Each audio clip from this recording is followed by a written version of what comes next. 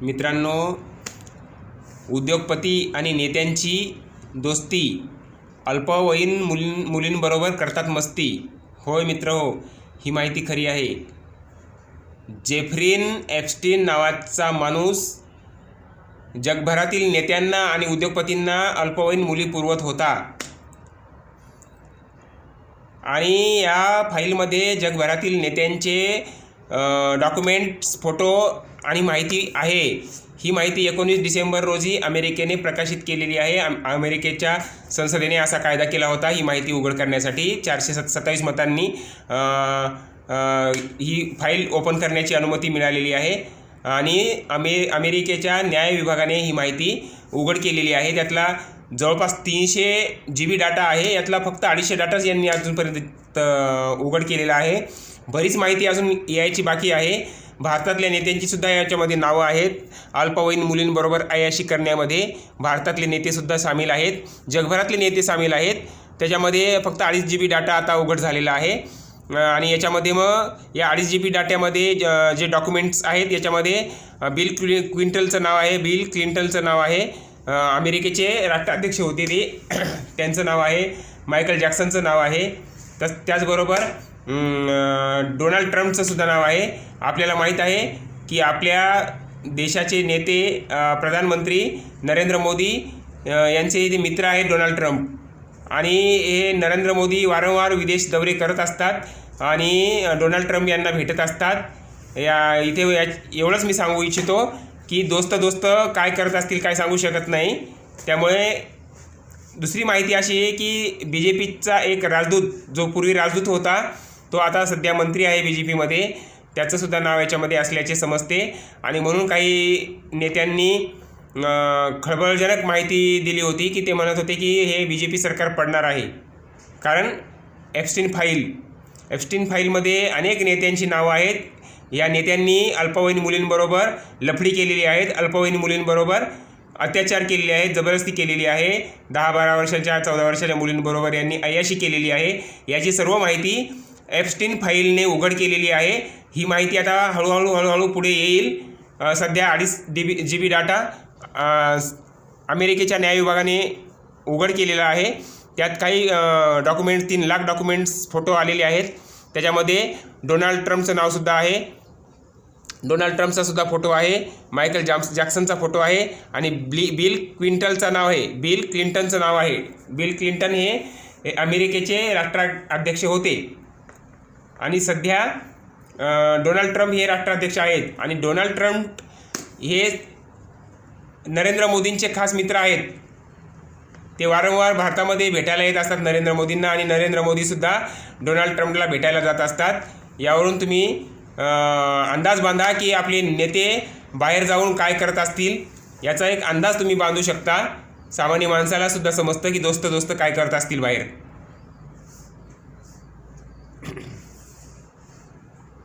तर मित्रहो, उद्योगपती आणि नेत्यांची दोस्ती, अल्पवयीन मुलींबरोबर करतात मस्ती. होय, जेफ्रीन एप्स्टीन नावाचा माणूस जगभरातल्या नेत्यांना आणि उद्योगपतींना अल्पवयीन मुली पुरवत होता. हा जेफ्रीन एप्स्टीन जगभरातल्या नेत्यांना आणि उद्योगपतींना अल्पवयीन मुली पुरवायचा. 10 वर्षाच्या, 12 वर्षाच्या, 14 वर्षाच्या मुली पुरवायचा. आणि हे नेते, जगभरातले नेते एका टापूवर जाऊन, तिथे एका रिसॉर्टवर जाऊन या अल्पवयीन मुलींबरोबर येऊन संबंध करायचे. त्यांचे 3 लाख फुटेज आता फोटो आलेले आहेत. नग्न मुलींसोबत आंघोळ करताना, स्विमिंग पूलामध्ये आंघोळ करताना, मुलींच्या मांडीवर झोपलेले असताना असे फोटो आहेत. 3 लाख फाईल फोटो सध्या 2.5 GB डाटामध्ये उपलब्ध झालेले आहेत. यामध्ये बिल क्लिंटनचं नाव आलेलं आहे. मायकल जॅक्सनचं नाव आलेलं आहे. याच्यामध्ये डोनाल्ड ट्रम्प यांचं नाव आलेलं आहे.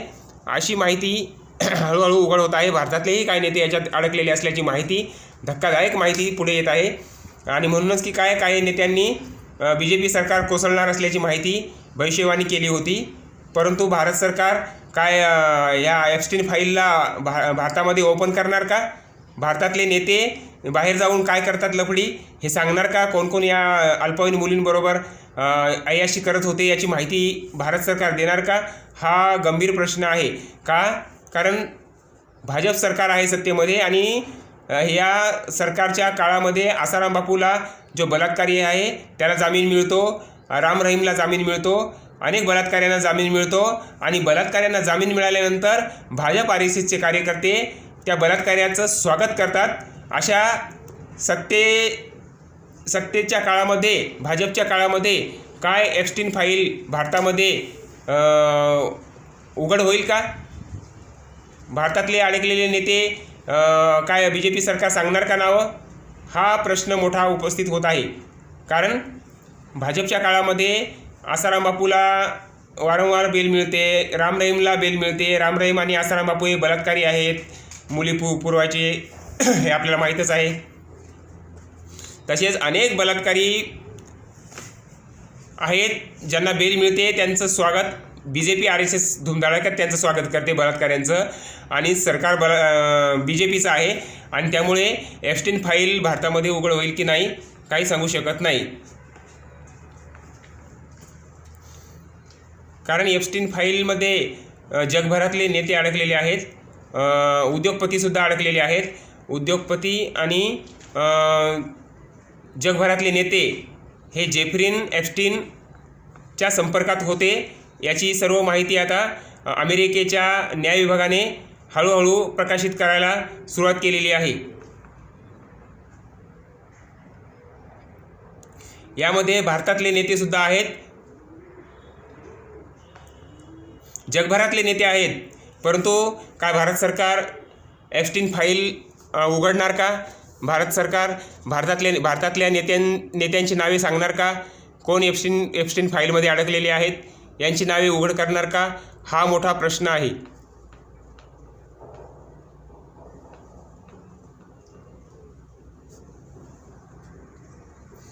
मित्रहो, जगभरातले नेते आणि जगभरातले उद्योगपती हे जेफ्रीन एप्स्टीनच्या संपर्कात होते आणि जेफ्रीन एप्स्टीन हा जगभरातल्या उद्योगपतींना आणि जगभरातल्या नेत्यांना अल्पवयीन मुली पुरवत होता.